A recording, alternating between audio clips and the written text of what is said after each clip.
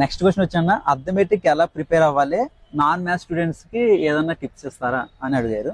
అంటే ఇప్పుడు మనం ఎస్ఐ ప్రిపేర్ అవ్వాలి అని మన మైండ్ లో స్ట్రాంగ్ గా ఉన్నప్పుడు మనం ఏం చేయాలి అంటే మనం నాన్ మ్యాథ్స్ స్టూడెంట్స్ అనే మెంటాలిటీ మన మైండ్ లో నుంచి తీసేయాలి. అవును అవును. ఎందుకంటే ఇప్పుడు మా బ్యాచ్ లో చాలా మంది ఉన్నారు, నాన్ మ్యాథ్స్ స్టూడెంట్స్ కూడా మ్యాథ్స్ స్టూడెంట్స్ కంటే కూడా ఎక్కువ మార్కులు గెయిన్ చేసిన వాళ్ళు చాలా మంది ఉన్నారు.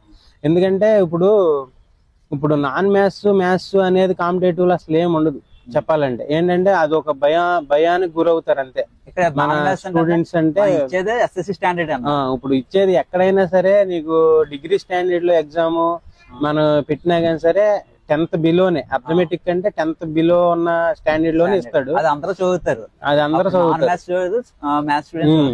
నాన్ మ్యాథ్స్ అనేది ఏమి ఉండదు. కాకపోతే ఏంటంటే ఇంటర్ స్టాండర్డ్ కి అలా వెళ్ళిన తర్వాత ఈ మ్యాథ్స్ బ్యాక్గ్రౌండ్ లేని వాళ్ళు కొంతమంది మ్యాథ్స్ తో వెళ్తారు ముందుకు వెళ్ళినా కానీ కూడా ఏముంటుందంటే ఇంటర్మీడియట్ లో ఇప్పుడు 10th సిలబస్ సంబంధించి అర్థమెటిక్ ఏమి ఉండవు. కాకపోతే మ్యాథ్స్ స్టూడెంట్స్ ఏంటంటే కొంచెం క్యాల్కులేషన్స్ కొంచెం స్పీడ్ గా చేయగలరు.